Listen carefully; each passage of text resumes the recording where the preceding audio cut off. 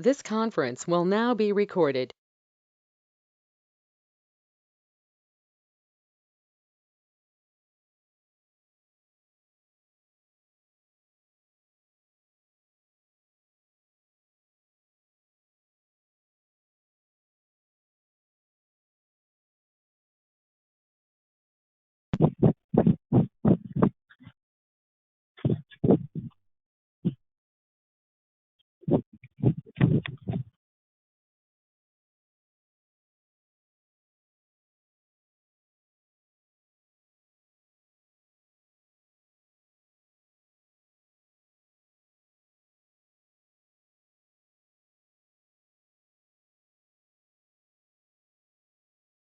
Good afternoon, everyone. Thank you for joining today's Healthy Happens Here webinar series. We're going to go ahead and get started in just a couple minutes.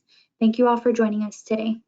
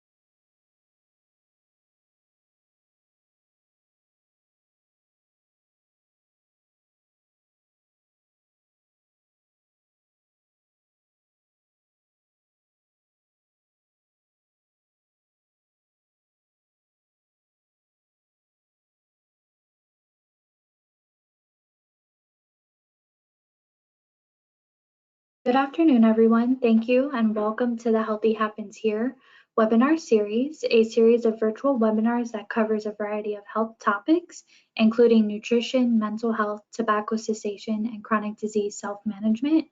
My name is Candace Schottenlohr, and I am a health educator with the Community Engagement Team with the Florida Department of Health here in Miami-Dade County. Today, I also have my colleague, Brianna McDaniel, who will be joining me today to help assist with this event. Today's event is called Nutrition and Your Heart. Today, we will have two presentations that focus on improving your heart's health and ways to reduce chronic disease. The first presentation is how to know what food to eat and what to avoid for your chronic disease.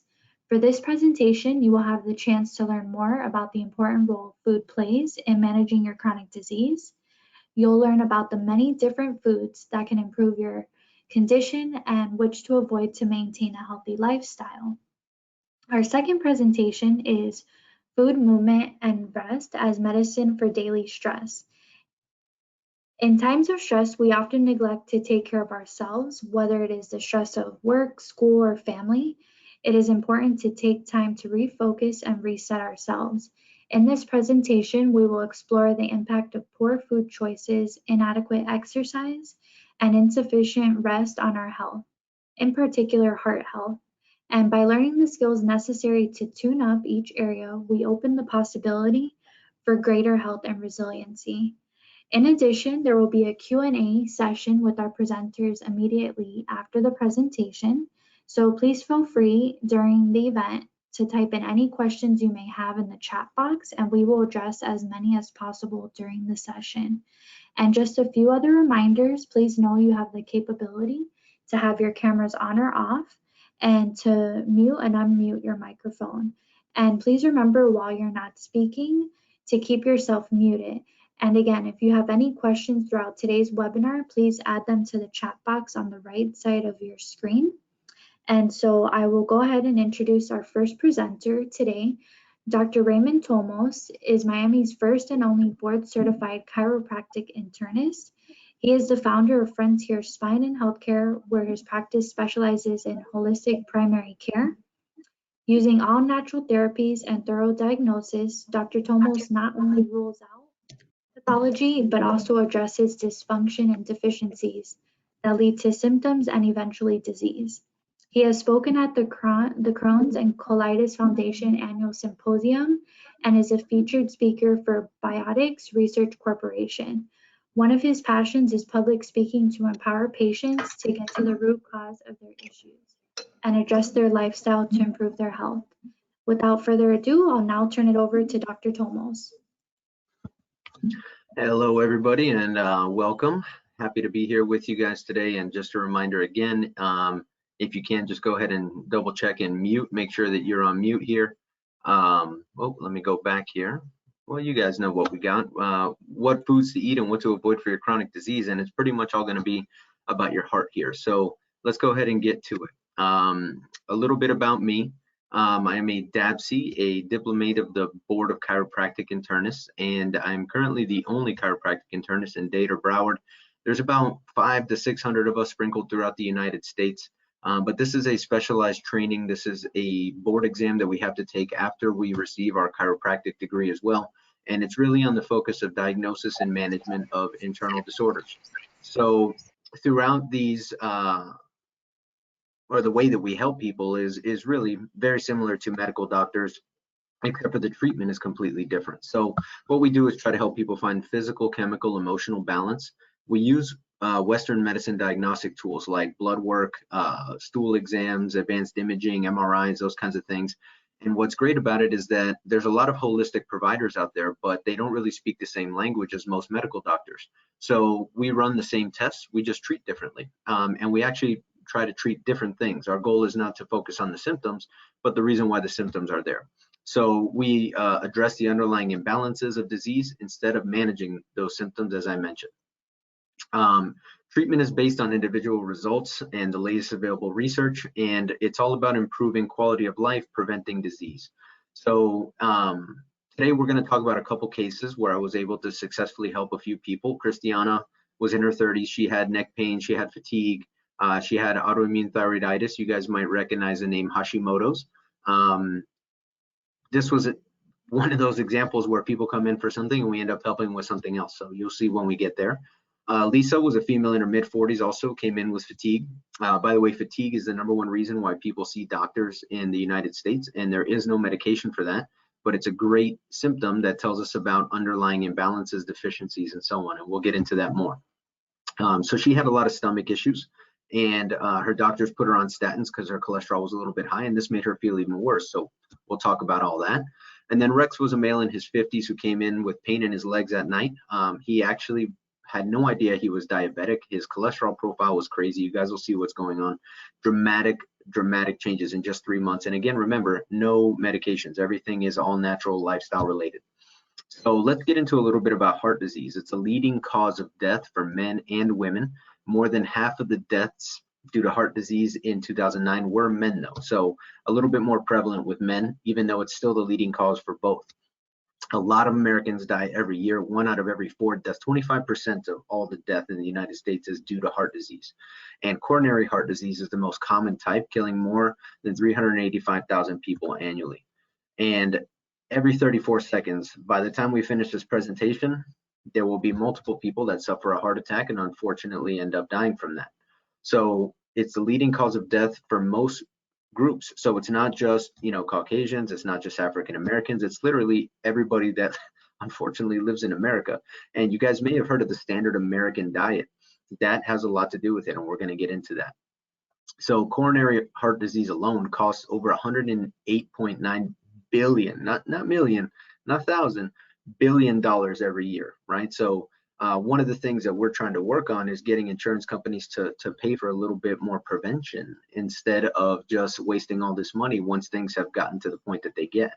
So high blood pressure, high LDL cholesterol, smoking, these are key heart disease risk factors. And about half of all Americans, 49%, have at least one of these 3 risk factors.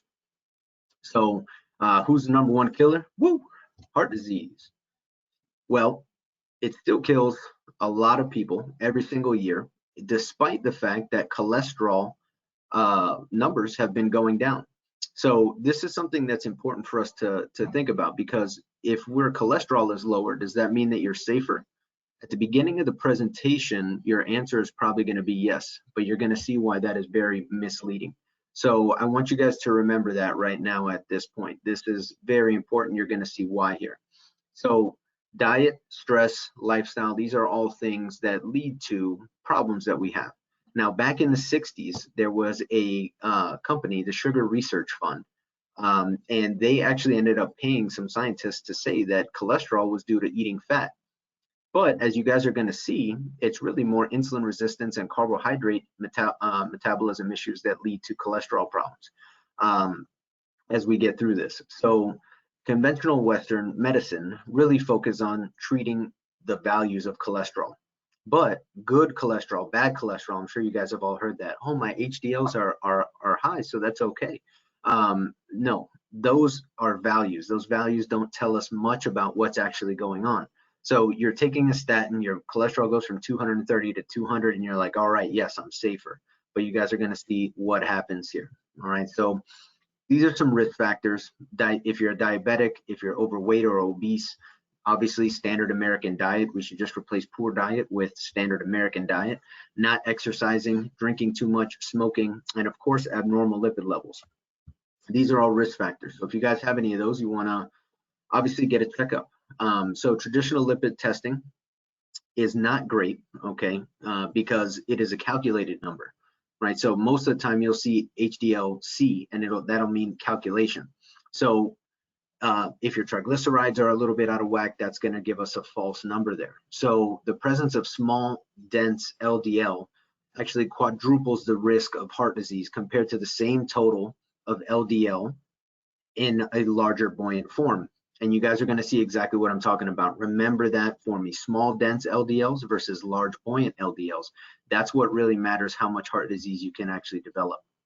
So this is important because the number 1 cited study of all time for cardiovascular disorders is the Framingham heart study. And 50% of people who develop coronary heart disease are missed with just total cholesterol levels. That's a huge number. Why are we even spending time looking at total cholesterol as a risk for heart disease if half the people have normal cholesterol? 80% of the myocardial infarction or heart attack patient population had similar cholesterol levels as those who did not have a heart attack. 80%. I mean, these aren't small numbers, folks. This is a lot of people who have similar cholesterol levels that are still dying of heart attacks. And the median LDL level in coronary heart disease is 150. So if you guys are around that, you could be in trouble. As little as 25% of premature coronary heart disease is actually attributable to LDL values. So that's a very small number. So why are we spending so much time worrying about, is my cholesterol under 200? We need to be thinking about, what does cholesterol do? What is it for? It's an important structural component of your cell membranes, which means every single cell in your body is covered in cholesterol. That's what makes the cell its own entity. That's where your hormones come from. Every single hormone, testosterone, estrogen, whether it's E1, E2, they all come from cholesterol. So statins not only lower your cholesterol levels, but they also lower your building blocks. They can make your joints achy. They can decrease your libido. So if you've been put on statins and all of a sudden things, aren't feeling right anymore, you feel like some of that life that you had is gone, libido is down, those could be the reason, and they may not even be helping you. So change is really necessary to improve these outcomes. We've noticed that impaired fasting glucose has a much higher incidence of people that have unrecognized heart attacks. Silent heart attacks are almost half of the total heart attacks. And this article here points out that a multi-marker strategy that combines biomarkers across various pathobiological axes provide incremental prognostic information. So what does that say in plain English? We need to look at a bunch of different numbers that tell us about, is disease developing? Is there already disease there? And what are the components that are causing that disease? And that's what we're going to get into a little bit. So I want you guys to know some about the cardiovascular system to understand how it becomes affected. So the endothelium is the layer of cells that you have on the inside of all your blood vessels. So if you think about a pipe, okay, now imagine the inside of that pipe looks like cobblestone. Those are all cells that are basically made up, that are the endothelium. So damage to this lining can come from abrasion, from inflammation in the blood, from too many LDLs, too high levels of cholesterol, particularly small LDLs. And this is what leads to an increase in fatty streaks and therefore foam cells and therefore atherosclerosis or heart disease. So you guys are going to see how that all works as we continue here. So that's what I was just telling you. Look at all that cobblestone on the inside of there. So that's that thin layer of cells. And this is very, very important because as you guys are going to see now, when we get into there, barrier function, clotting, formation of new blood cells, angiogenesis, and of course the expansion and contraction of your blood vessels are regulated by these endothelial cells. So if the endothelium are getting damaged, you have less barrier function, you have less clotting ability, you have less new blood cells being formed, and of course your ability to change with your blood pressure, vasoconstriction and dilation, expansion and contraction, is reduced. So that's why these endothelial guys are so important. So you can see on the top right, this is what a healthy blood vessel looks like. When we start to have these uncontrollable modified risk factors or uncontrolled factors that are modifiable, we start to develop some damage. And cholesterol doesn't accumulate on the inside of the pipe. It actually happens between the layers of the pipe. So you guys can see here that, especially in this area right down here, this is not like cholesterol's getting stuck to the wall and it's like a piece of gum and it just collects more. What actually ends up happening is that it grows from the inside out. And little by little, the vessel can't hold it anymore and a rupture happens. And this is when we end up having heart attack, when we have stroke, some sort of clinical event. So how does it actually happen? So this is the area where the blood is flowing through. Now, if you have large LDL particles, it's going to be hard for them to get stuck in between the cracks there. If you have small, dense LDL particles, little BBs floating around, those are very easy for them to get stuck. And one analogy that I use with most of my patients is, imagine walking on cobblestone with stilettos versus snowshoes, right? Snowshoes aren't going to get stuck in the cracks. Stilettos, pretty good chance that it's going to get stuck in one of those cracks eventually. So this is one of the things that causes the oxidation or the inflammation of those cells. That then becomes a foam cell. Those then become a plaque, and that then causes the rupture. So this is how heart disease actually develops, and in a kind of easy to see picture there. So LDL size is partially genetically determined, but the environment has a huge influence on it. So high triglycerides make smaller, denser LDLs. Beta blockers, thiazide diuretics, loop diuretics, insulin cause a shift to smaller, denser forms. So if you guys are taking these types of medications, your LDLs are actually becoming smaller and more dangerous for you. Moderately excessive amounts of ingested cholesterol only slightly increase total cholesterol. So this is what we were talking about before. You know, people are like, oh, I have high cholesterol, you're going to put me on a keto style diet? Yes, because unless we do something completely extreme, we can really only have less than a 30% change by eating fats. And that's a big deal. So remember that. Don't be scared to eat the yolk of eggs if you have high cholesterol. As long as you're buying good quality eggs, that's a very healthy cholesterol for you. Size patterns of LDL can be determined, and this is what we need to do. This is what every cardiologist should be doing. This is what every insurance should be paying for. We need to get a look at what the size of these particles are. The values, that's just the tip of the iceberg, you know, and unfortunately, it's like we're driving the Titanic right now. So this is what I was talking about. $1 is the same value. You can have 4 quarters or you can have 100 pennies. What's the difference? Well, it takes 4 quarters to make the same value as 100 pennies. So if you have small LDLs, you're going to have a higher particle number of LDLs, and that's what causes heart disease. That's where our problems come from. Now, guess what statin drugs reduce? The large guys, right? So, hey, if I can get rid of 1/4, that's like taking away 25 pennies. So statins actually work more on getting rid of the larger particles. And this is why, even though most people over the age of 45 are on a statin, heart disease is still the #1 killer in the United States. So again, outside of the vessel wall and inside of the vessel wall, every time there's a bifurcation, every time that your leg is bent and that blood is flowing through there, if you have small particles, they're striking those endothelium, they're causing damage, right? So what do we do with all this now that we know how this heart disease happens, right? By the way, is anybody else's mind blown right now? Oh, okay, just checking.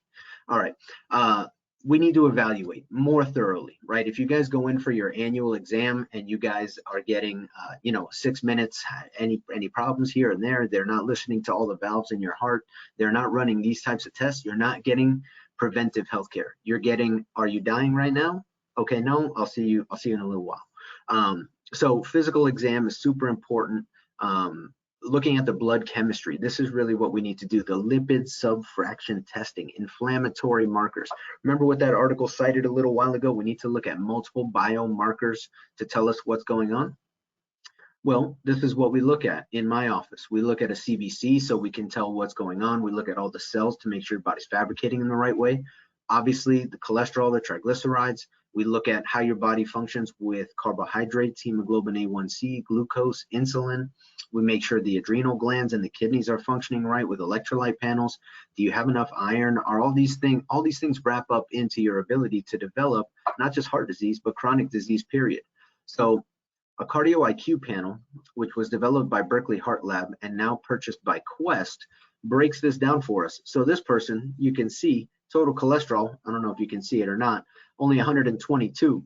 But look at, this is the tip of the iceberg. This is what your standard medical doctor looks at here, and most doctors look at, and look at how much risk there is with all these inflammatory metabolic markers, small LDL particle. You would think somebody with a cholesterol of 122 shouldn't have any problems, but look at all of this risk right here. So looking at these multiple biomarkers are things that can help us really identify people who are at risk instead of just waiting until they die of a heart attack, unfortunately.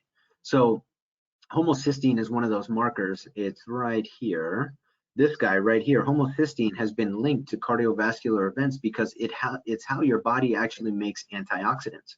So antioxidants are probably one of the most important things that we don't get enough of. If you guys think about inflammation, I'm sure you guys have all heard of inflammation. Inflammation is like a fire, and antioxidants are like the fire extinguishers. So it's very important that we have those. And high homocysteine levels indicate not enough antioxidants. Now, lipoprotein A, this is a small part of an LDL particle that really tells us about kind of how much risk for heart disease you have. This is an inflammatory marker, one of the things that we look at. And this tells us again about how much disease you actually have. When we run this cardio IQ for you, we look at these markers, and if we see MPO, LPLA, we know, oh man, you're a ticking time bomb. We need to get things going here, right? So looking at these markers is a way that we can really help stratify risk for people and not just say, all right, well, you're on your statin, your cholesterol's under 200, we're good. And one of the benefits of working with, for example, a DABC is that, and a holistic provider, is that there's multiple other systems that increase our risk for cardiovascular disease. So with that same test, we can look at cardiovascular risk, we can look at renal risk. The kidneys play a big role in blood pressure, which can affect how hard those small particles are hitting the walls there. Stomach issues are a huge part. For you guys that are under the age of, let's say, 40, and so I think by the time that we're all, old and super gray, and most doctors are going to be gut doctors. Okay, I think the microbiome is huge in assessing risk for autoimmune disease, for cardiovascular disease, for multiple things. And there's actually a marker called TMAO that helps us to determine that.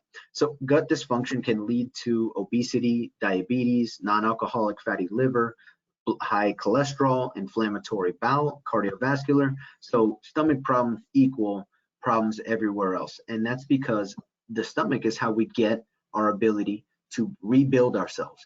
Every night when you go to sleep, your body's job is get back to homeostasis, get back to health. And if you have problems in your stomach, you're not getting the building blocks that you need in order to do that. So who should get checked? Obviously, people that have stomach problems. family history of heart disease, high triglycerides, high blood pressure, diabetes, overweight, obesity, females that are postmenopausal, estrogen plays a role in making those small LDL particles. And that's why birth control is important too. Very high carbohydrate rich diets, cigarette smokers, anybody that has renal issues, and of course, people who don't exercise. So to find what's going on here, you guys are gonna hear more about this next. Stress is what it's all about. So ways that we help people get better are through exercise, infrared sauna, properly detoxing, dietary supplementation changes, meditation, stress management, chiropractic, acupuncture, massage, aerobic exercise. I'm not even going to go through what aerobic exercise does for you guys. Everybody at this point should know that exercise is one of the most important things that you can do to feel good, prevent disease, and stay healthy. But you guys hopefully will get these slides and you'll be able to see everything that aerobic exercise does for you. And remember, if you miss a class, this could be you. Just remember that. Beware the detox. If you guys turn on Instagram, if you turn on Facebook, you're going to see, oh, detox this, detox that. Many of these kids fail to actually address all of the phases of detox. And you want clinical goals to detox. You don't just want to say, oh, I feel like I need a detox. Now, you could be hurting your kidneys, which could be hurting your cardiovascular system if you detox improperly. So always consult a doctor that's trained in nutrition. Most medical doctors, unfortunately, are not. They're trained to save your life. They're trained to treat your symptoms. They do what they do because they have to, but they are not trained to keep us healthy and to help us feel good and prevent disease, unfortunately. So watch out for certain waters, all right? You shouldn't be drinking out of plastic bottles. Salt, alcohol, coffee, tea, some of those in moderation are good, but you have to be careful. Again, nothing in moderation is bad, or is good, excuse me. So diet wise, these are some of the things that you guys want to do. Meats and sweets very, very less often. That's red meats, okay, poultry, a lot of fish, a lot of seafood. Most of your plate should be vegetables. I do want the people that have cholesterol issues due to carbohydrate metabolism to kind of scratch this part out right here. Forget that little guy. All right, but you see most of everything else is going to be vegetable, green leafy vegetables. Mediterranean diet is what you want to do for heart health. All right, omega-3s, cook with saturated fats. Don't cook with olive oil. That's the big one. Olive oil burns really quick. It causes inflammation. These are some of the supplements that we recommend based on what's going on. There is no medication, by the way, so that you guys know, to help increase the size of your LDLs. But niacin, red yeast rice, some of these things here, they help a lot. And so that's why we're able to help turn things around for people. So nutrient forms and quality. If you guys are going to CVS and getting your supplements, you might not be getting exactly what you think that you're supposed to be getting. Particularly folic acid, cobalamin, B12, these are very important. So the delivery of certain supplements is important as well. So you want to work with somebody who understands what's the best way to get it and the best way to get it in. So let's run through these really quick. Christiana, you can see she came in with the B pattern size, small LDLs. You can see the numbers of the large HDLs that were too low. Those went all the way up. Sorry for that question. Olive oil is good raw, not cooked. You don't want to use olive oil to cook. You just want to put it on anything that's raw, but avoid heat and olive oil together. So her cholesterol levels, you can see, actually went up, and she became healthier because you can see that the size of the particles as we start working, especially the small ones, they go up, they go up, they go, and boom, big drop once we were able to start to get her body to process everything. And this is over the course of about a year. So it takes time, but when you have the right types of nutrition and the right plan, we can accomplish what we need to. Lisa, this is a great case. You can see her cholesterol started at 220, came down to 183. Her LDLs slowly went down, Look at the way her triglycerides were affecting everything. Now we have her in a very, very healthy spot here, cholesterol wise. And this is just looking again at the typical panel, not the in-depth panel. And then finally, Rex, this guy came in again. He had no idea what was going on. His triglycerides were 1,075. His cholesterol was 253. Other inflammatory markers like ferritin were through the roof. So this guy was literally a ticking time bomb. And as we addressed everything, we put him on a keto/paleo style diet, no grains, no carbs, no sugar, gave him supplements to help his body start to regulate his insulin and be more sensitive to that insulin better, suggested intermittent fasting. And you can see what we did in literally 3 months. That's a huge drop. That's a huge drop. HDL started to come up. Everything else started to get more healthy with him. So it's very important, again, that we address the cardiovascular system holistically. And again, that's my piece, right? So I had to fly through because I had so much information to give you guys. Hopefully you guys have questions. Hopefully you guys learned something. And I believe I'm at my time. So thank you very much for your attention. I appreciate it. Thank you so much, Dr. Tomos, for that insightful presentation. So now I'll go ahead and introduce our second presenter today, Dr. Tom Schlepco. He is a family psychiatric and integrative medicine nurse practitioner.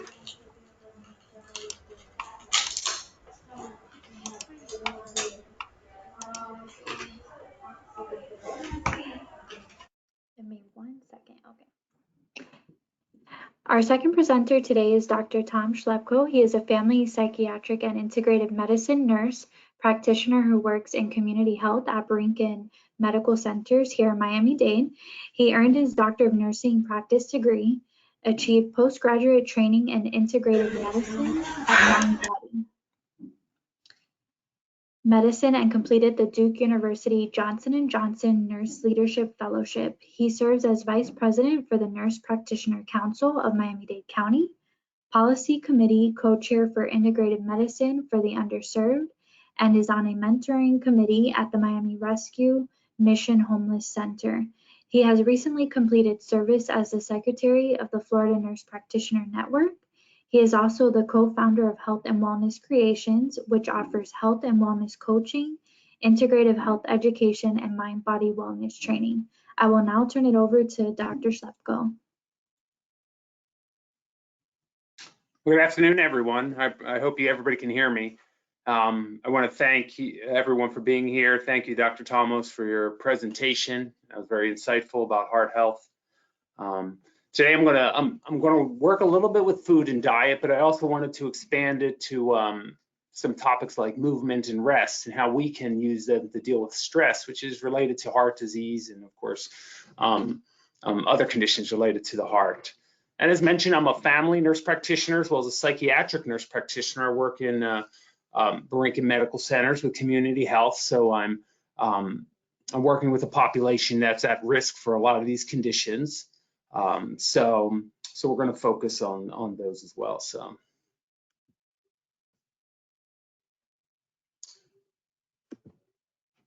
Okay, so before we begin, since I do a lot with stress and I want to make this a little interactive with everybody, I just want to maybe take a moment to check in where we are. We've already listened to a little presentation and it's about 2:30 in the afternoon, so we've probably been busy doing a lot of things.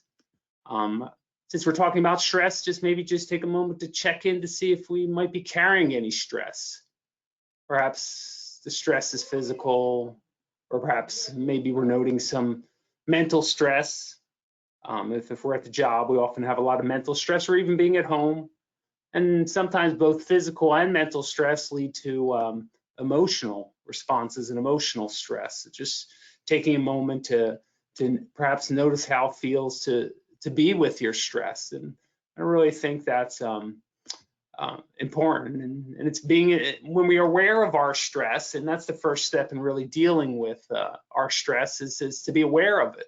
So it's this idea of being in the now and being in this present moment. So what is stress?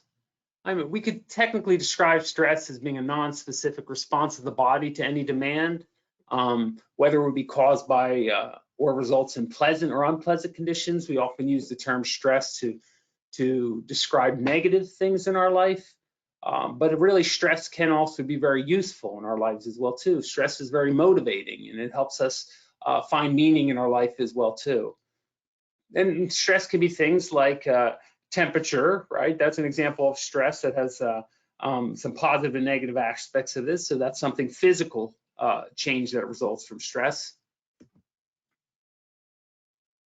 So as I mentioned, stress can be negative, or stress can be positive. Again, we think of stress often as what we really term distress, when actually some stress can be good, and that's termed eustress. So we understand that whether it's distress or eustress, the body really undergoes about the same responses. And some of the things we're going to talk about today are going to help us deal with some of the responses that our body has, and maybe being able to temper them. So stress can occur just very in a short term, and we call that acute. We've all probably heard of the word acute. So this is something that comes on very suddenly. Maybe we get in a car accident, or we're late for work in the morning, or so something goes off either at home, and so that's an acute stress. So we have certain responses that occur in the body, and basically these responses are really central to surviving the challenge, and that's what our body does, is to help us overcome the challenge. We're more concerned in healthcare a lot about a chronic stress, because chronic stress is when we have long-term physiological changes and biochemical changes and physical and structural changes as well that occur. Acute stress is usually something that happens and then we return back to our baseline. While chronic stress is something, if it goes on long enough, can make some almost near permanent alterations. And we often see it manifest again as the physiological changes or psychological changes, and that causes a change in hormones, a change in our nervous system and our brain structure, and ultimately disease can come about from chronic stress. So obviously being in the middle of a pandemic can be very stressful, right? I mean, outside of normal stress, and things that are normal stressors, and now we add into some complication of isolation and quarantines and vaccines and masks. We have things at work. Obviously, work demands, and many of us are working at home for different things, and that kind of blends work stress with home stress. And of course, family stress has children and elder care sometimes, and homeschooling, and many are doing that, and financial things, and pets, and all that sort of thing. Social, how the stress of managing relationships, which have been a challenge to do in this type of setting. Perhaps we're doing more Zoom meetings or go-to meetings than we were typically used to, and we don't really get to socialize as well as we used to. And what is it like to really adapt to all these changes? And we find that these are very stressful. And working in mental health, we find there's a significant increase in mental health disorders, psychiatric disorders, including depression and anxiety as a result of this. And part of it is the stress of dealing with the circumstances of life, and part of it's just a lack of access to more immediate health care.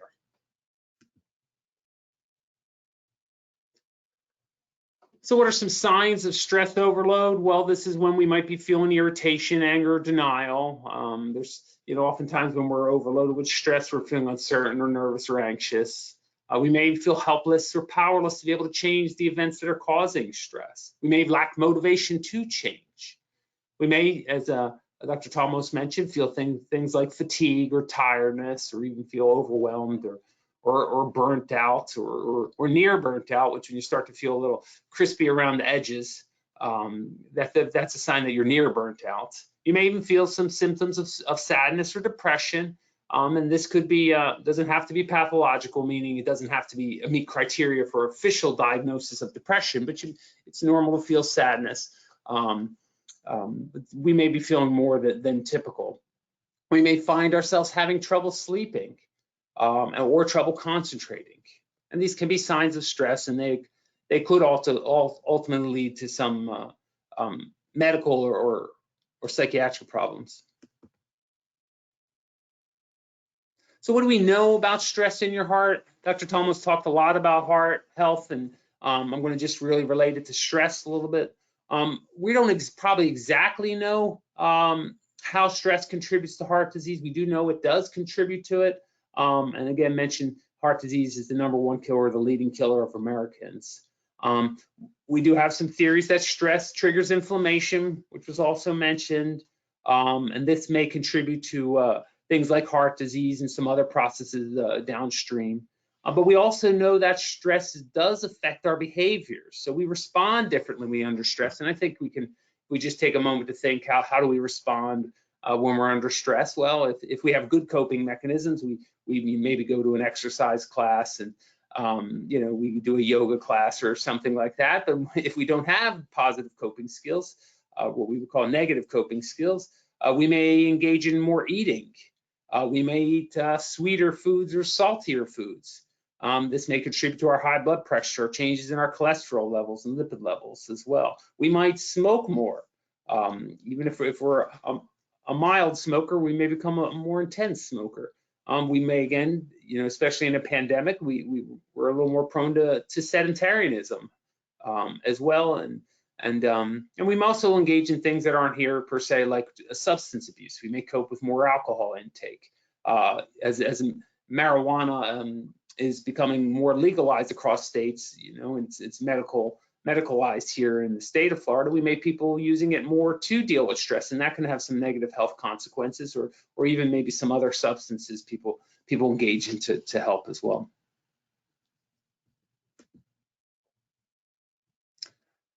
So this is what most people want when I see them, right? They really want to learn how to relax. They want to always relax better and faster, and almost being on the cutting edge of relaxation. And it probably is not that easy, really. There are some small steps each of us can do to deal with our stress and to protect our heart, but there's probably no fast way to do it. Almost everything good in life comes with some effort and some sacrifice as well too, and good health is one of those things as well that follows that same role. So when we're dealing with stress, we're talking, we do talk about stress reduction, because we know stress reduction, of course, will be good for our heart. But a newer concept is this idea of resilience. So we don't want to just reduce your stress, we want to build up your tolerance to stress, and that's the definition of this. It's really the ability of a person to endure and recover from challenges, stress, difficulties. It's really about making sure our internal, external supports are in place. It's about the ability to self-regulate how we deal with stress and how we cope with stress. It requires a degree, and I started off with an activity where we became aware of our stress. It's really about listening to our body and its signals. To be, the first step in dealing with stress is being aware you have stress. I often see a lot of patients, and I ask them if they're having any stress, because maybe I notice some tension or some irritability, and oftentimes they say, "Oh, I'm not stressed out." I don't know what a response like that. They sound stressed out to me, but it's always worth asking. And our resilience just helps us live what's a more meaningful and purposeful life. And in the end, that makes us generally more happy. And really about accepting that life does have challenges. And it does have things that don't go our way. And, I could ask that, has anybody had some experience in life where things didn't go their way? Yeah, we get tied to something and we want to have it happen, but life isn't like that. It kind of has sometimes its own flow, and we would be best to be aligned with the flow of the river sometimes. So some things, and I'll expand on some of these, since we're talking about resilience, what we can do to increase our resilience to stress. Well, we can communicate with one another, share with our friends, even peers, mentors if we have them, supervisors. We can talk about if its job is the source of our stress. If anything is the source of our stress, there has to be people in our life that we can share with. And it turns out when we look at the research on how many friends you need, right? People say, well, in high school I had a lot of friends, or middle school I had a lot of friends. But as you get older, you don't have as many friends, or maybe I'm speaking personally. But it turns out all you need is one good friend. If you have more than one good friend, that's probably better for you. But you just need at least one person that you can trust, that understands you can talk to, and they probably need you too. So this will help build resilience. Understanding, again, this goes to acceptance, controlling what you can, know what you can't, and trying not to stress about what you can't change. Recognizing that you are empowered to take care of your health. And we use the word health care, but we can look at the formal system of health care, but we can also talk about our individual care. Sticking to a healthy routine, getting enough rest, That's the rest part, the diet part, getting some exercise and socializing. So we'll expand a little bit on those topics. Part of resilience is balancing our life, right? It's not really like taking out work as part of our life, understanding that work is a congruency with our life, right? It's really just another aspect of us, but sometimes it helps to find that good balance where we set priorities, we ask for help if we're in need. We're trying to set realistic schedules, accomplishable schedules, even to-do lists. Some of the most productive people are those who do to-do lists. Some of the least productive are people who forget to do these things that should be on their to-do lists. I talked about social relationships. Sometimes you have to say no to something. Another demand comes on the table. Hey, can you serve on this committee, Tom? And I go, oh my, I don't need any more committees in my life. But I might say, well, I can't serve on this, but I know someone who might be a good person for this. And there's always a role for having a little fun in life. And I think we have to try to mix things up once in a while. So I'm going to look just a little bit at food. And Dr. Tomos mentioned things as well too. General recommendations I give to my patients are very similar. He mentioned Mediterranean diet, showed a picture of that. I kind of Mediterranean anti-inflammatory diet is when we try to focus on reducing inflammation, which is caused by stress, whether it's psychological, physical, emotional stress. General rules of that game are making sure we're eating plenty of vegetables and fruits. We're eating good fats. Lean proteins and whole grains. We can always argue about how much whole grains and carbs we should be having. But we know that studies on whole grains are beneficial to the heart. And if you're eating a lot of refined grains, moving to whole grains can be very useful.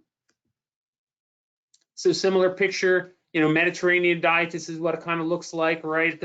Interesting I like on this is the foundation of this is relationships with people, physical activity. That's the structure of it. How many American families eat separately?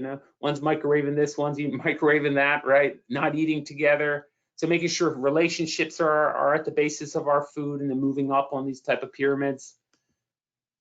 It's even a way if you've identified as a vegetarian or vegan, obviously it doesn't have the meat and the fish and everything like that, which are part of Mediterranean diets, but there's a way to have a heart healthy diet, again, with family relationships at the basis, lots of fruits and vegetables, and mixing another good source of proteins and fats in there as well, and making sure we're staying well hydrated. So exercise, right? He mentioned exercise. If you don't go to your class, the Grim Reaper somehow comes and collects you that evening. It's not that quick, but it's kind of like that in some way, right?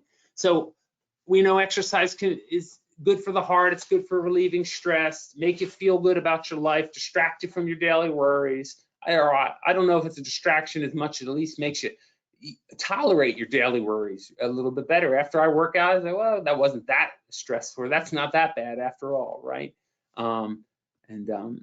Yeah, so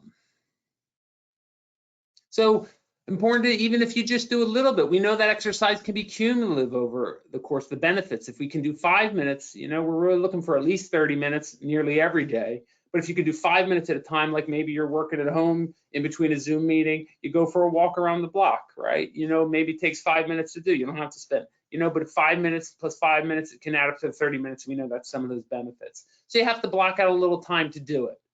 I find that exercise makes me more productive. So instead of thinking of it as a time waster, I think of it as a time enhancer, because I really do my activities better after I work out. So I'm more efficient on those other things. Start slow, walk before you run. Of course, if you have any diabetes or have an exercise, obesity, other heart problems, you want to start it slow and get clearance from your healthcare provider. We do recommend you do some aerobics, starting with that. Strengthening is also important. That's recommended to do at least 2 times a day, doing some small weights or for all the major muscle groups, the upper body, the lower body as well. And stretching. I like the idea of stretching. It helps my back. If I sit a lot all day, right, zooming around in my chair here, my back feels tight. So I like to kind of loosen up on that. With exercise like eating, can we make it social? Nowadays there's a lot of Zoom exercise classes or online exercise classes. Maybe we're not hitting the gym as much as we used to, but is there a way to involve our peers, our friends as well? and trying to find something that works for you. If you're not into swimming, don't do swimming. But if you like Zumba, then do Zumba. I mean, my wife is, she can do Zumba very well. I look kind of ridiculous doing this thing. So I tend to shy away from it, but I find something else that I think I look respectable doing. We talked about rest, and we always think of rest as sleep, and sleep is one foundation of this, right? So we're looking at getting a good night's sleep. For most people, it's really at least around 7 hours. It could be 6 to 8, depending on what you are. You probably know at this point what the amount of sleep works for you. You know, I can get by with 7, show up at the clinic, and I think I'm kind of functional. You have to ask my patients, though. Beyond, when I start to drop too much below 7, I mean, you don't even want to deal with me. You know, we talk about sleep hygiene. Of course, we talk about hygiene, but this is sleep hygiene, how to help us prepare for sleep. And we mentioned sleep helps us relax as well, too, and tolerate stress throughout the day. So some brief tips, good night's sleep. These are tips for good night's sleep. These could be considered sleep hygiene. You know, make sure we're turning off technology, TVs, cell phones, watching cell phones with these bright lights, you know, our tablets or our iPads, whatever. You know, sufficient time. Some people say 2 hours before bedtime. You know, make it reasonable and according to your life, right? Do some mild exercise throughout the day. Sometimes if you know, I can't fall asleep, I like to do some little stretching exercises that helps me relax a little. Make it a part of a routine. Sleep is a routine, you know. That's why we go to work at a certain time and we wake up at a certain time, and then even on weekends we're waking up at a certain time. Our bodies likes routines. There's things like calming, chamomile tea, or people drink warm milk if that helps them sleep, are things.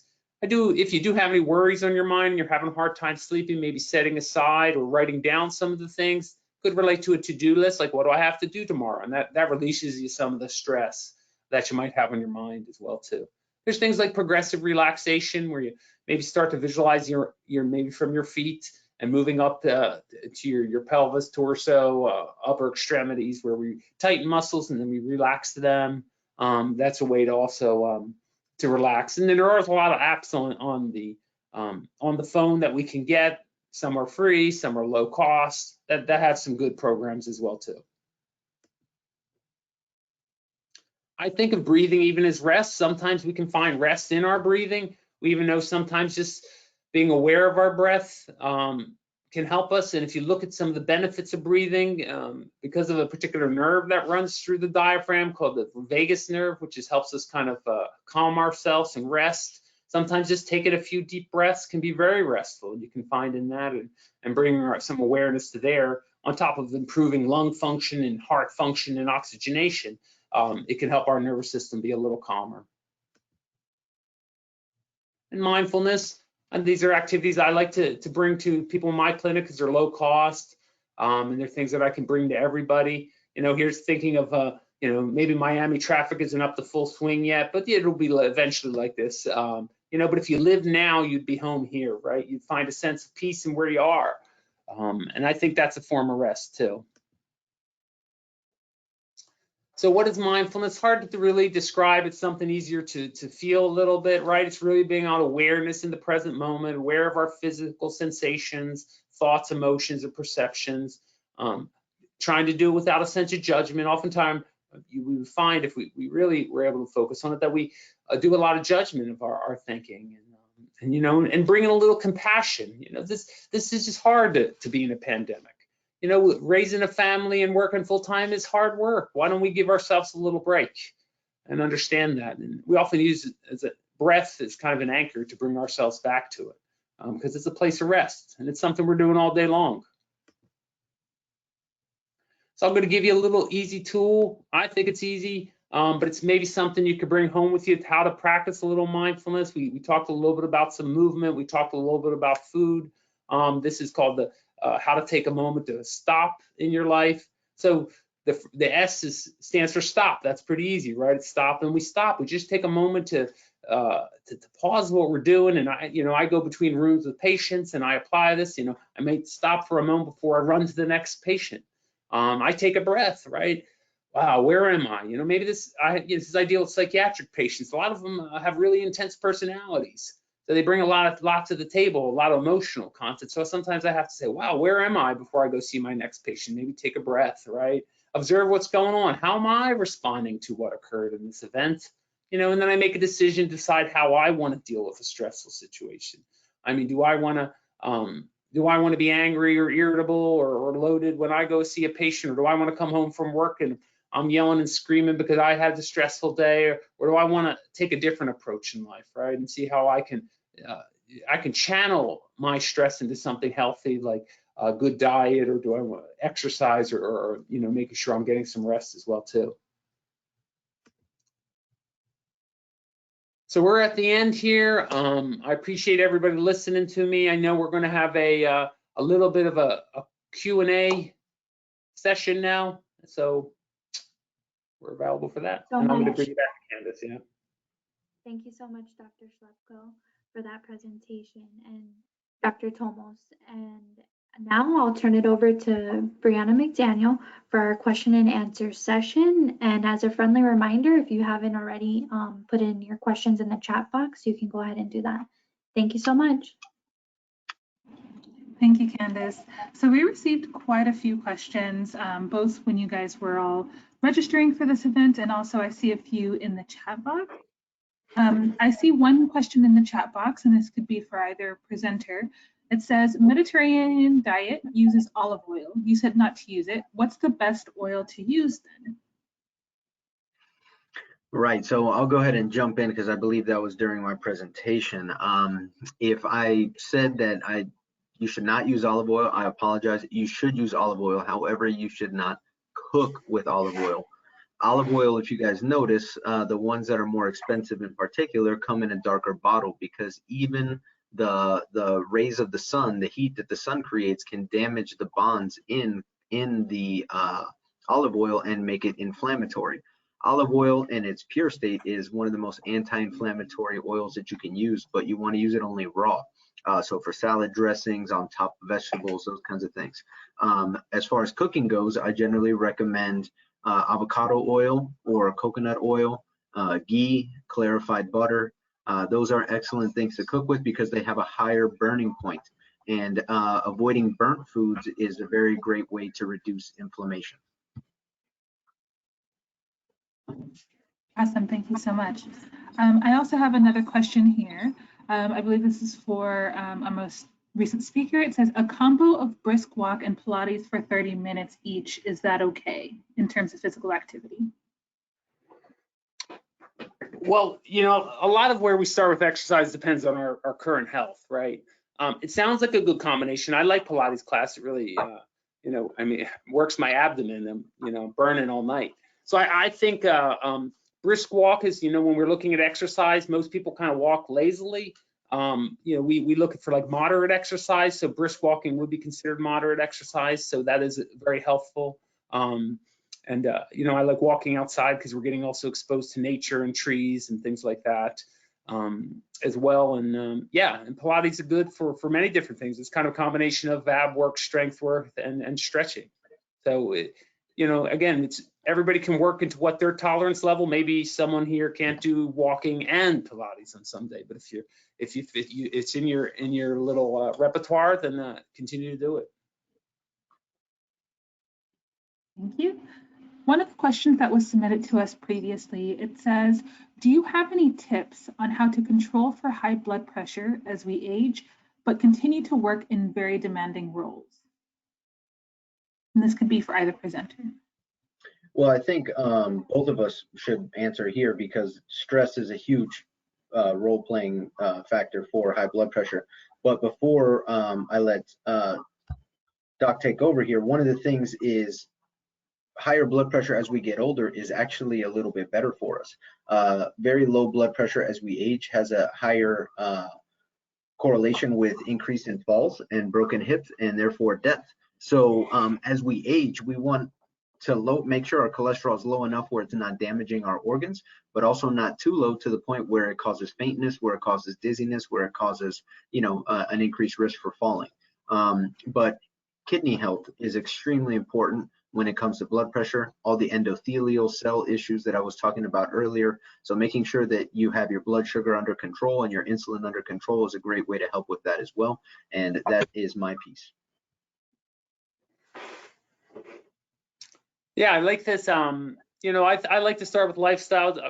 Just like Dr. Tomo says, saying, you know, start with things like diet and movement are ways to keep blood pressure under control, keeping your weight under control as well too. Sometimes we find that people aren't able to initiate intensive lifestyle changes, and you know, there certainly are medications available, and you know, medications aren't perfect. They you know, they have their pluses and minuses, and sometimes they can have their side effects, but they surely can control blood pressure. And you know, it is certainly better to have your blood pressure controlled than to have a stroke and some long-term disability associated with that. So I think with aging, it's a good question. You know, understanding that what we're doing in our life now to take care of ourselves is an investment that will have long-term returns in the future. So what I'm doing in my mid-40s now, hopefully will pay off in my mid-50s. So wherever age you're at now, invest now in your health, even if you have maybe been withdrawing from the ATM a little too aggressively. If you can put something back into it, you're only going to benefit and have a happier and healthier life. Awesome. Thank you for those presentations, those answers. So the next question I have is, do you have any tips for healthy snacks for someone who has high blood pressure or even diabetes? Just any tips for those healthy snacks? Either presenter. Well, I can start just with my thoughts on it, right? I like to keep things simple. I think personally in my life, but you know, I prefer things like with a little higher protein, you know, reducing some of the carbs, and I find them, they make me kind of sedated and, you know, slower energy. So I find that if a protein bar is something that I could do that I feel really satiated from, you know, something that's on the natural side, and a handful of nuts is a good option for things. You know, even a piece of fruit, you know, maybe with a nut butter is something that I find filling that I don't have to eat a ton of. And I think it helps keep my health overall very well. So. Yeah, I agree.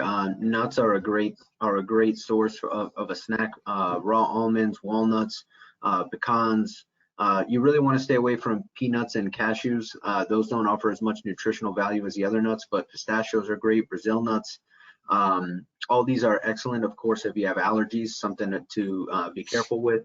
But things like celery, baby carrots, carrots, if you do have diabetes, try to avoid cooked carrots because they have a lot more sugar in them.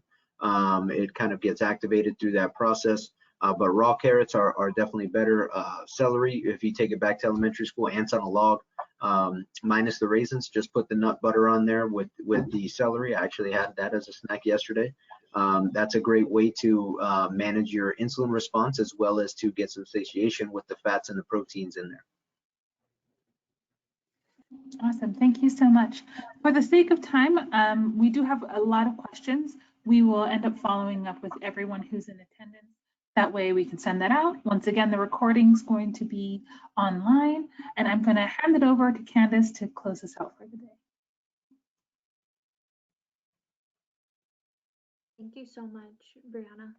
And so just to wrap up, today's event was a part of the Florida Department of Health here in Miami-Dade County's Office of Community Health and Planning.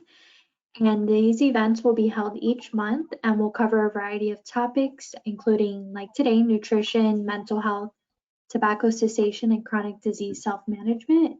And please stay tuned for future announcements for our March events, which will be sent out soon.